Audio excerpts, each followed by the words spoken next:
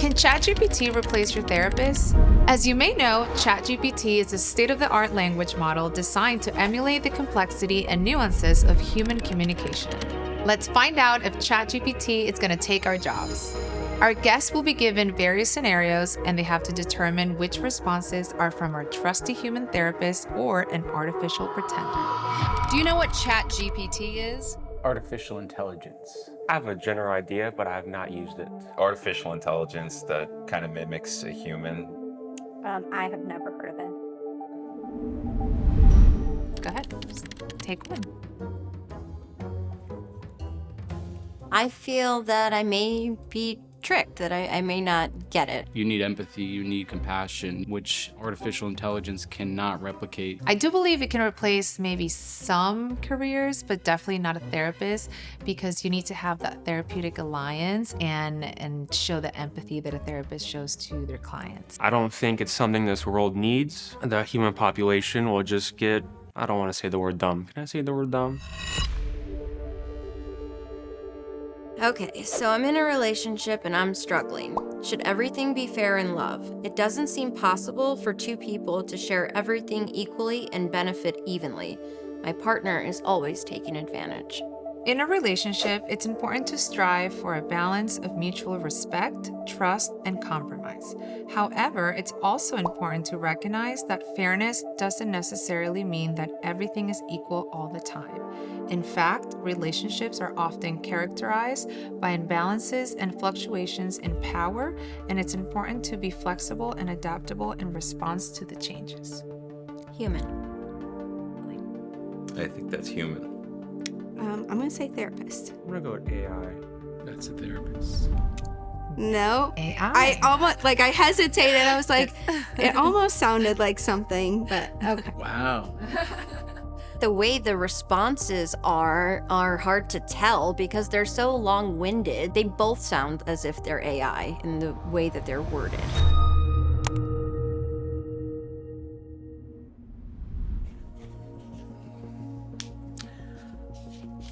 And would you say it's a good idea to study manipulation tactics so that you know when people are being underhanded or tricking you? As a therapist, I don't encourage you to study or use manipulation tactics. While it's important to be aware of the potential of others to engage in underhanded or manipulative behavior, focusing too much on this can lead to a heightened sense of paranoia or mistrust in others, which can be detrimental to your mental health and relationships. I think that's AI. That's AI. I'm going to say robot. AI? AI. You are correct. Good job. Some of them were kind of obvious, but then there were ones that just were hard to tell. There's no life experience, so there would be no relating. I slightly disagree because it should learn via what people input into it. So it could end up building emotions and empathy. Its response may be a little robotic, and that's how you can pick it up. Yeah. I agree with that, where the AI might be a little less insightful compared to a human, where it would still be able to kind of comb the data and the info and give you that answer, but it's going to lack kind of the empathy and the insight that you might be able to get from a human. Or like a therapist, when you ask them a question, they're going to ask you a question back. All right. Artificial intelligence is just going to answer the question that you gave. If you can tell which response is from an AI, leave us a like and subscribe. I have considered professional help, but I'm not sure. What should I do about my drug habit? I don't want to change, but I also don't want to be in pain. It's understandable to have mixed feelings about seeking professional help for addiction. However, it is important to remember that seeking help is a brave and courageous step towards healing and recovery. While change can be scary, it can also lead to growth and positive transformation. Therapist? AI. I'm going to say that's SI. An AI. AI, I'm sorry. Yes, you got that one right. Almost sounded like a Google, like if you search Yes. something on Google. I think that's human. No. AI. AI. AI? Yes. I pick therapist because they didn't go very in depth with their answer. Like they don't want to pry too much, right? So their answer was based around the question, but I feel like they just didn't want to like dig too deep off rip because this is a very sensitive topic for most people. And if you come in too strongly, people will close up. They'll close up their feelings, bottle them up. So that's why I picked therapist. Yeah. But I could see it being AI just because the answer doesn't really repeat back anything as far as drug habits.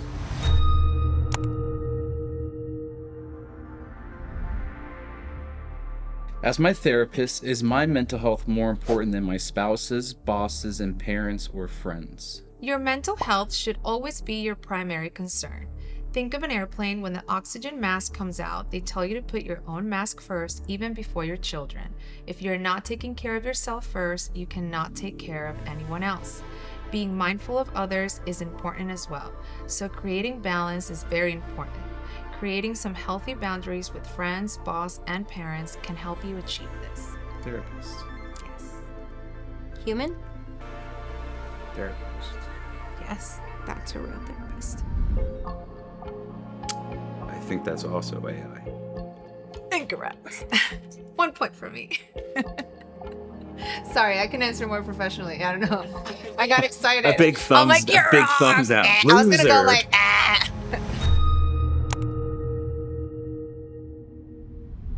Okay.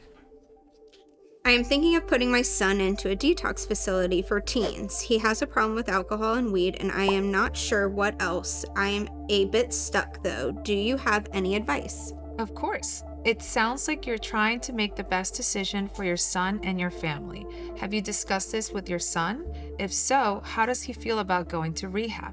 I can certainly provide you with some resources that guide you towards the best alternative. I'm gonna say robot. We'll go with therapist. I'm gonna say AI.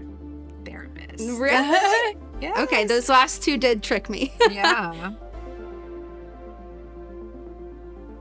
I think that's human.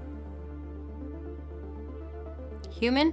Yes. Good job. My son is actually seeing a therapist right now, and he doesn't relate to much more than like video games and technology like that, where I think he would be more open to something like that. I think it would depend on the person and the severity of why they need therapy.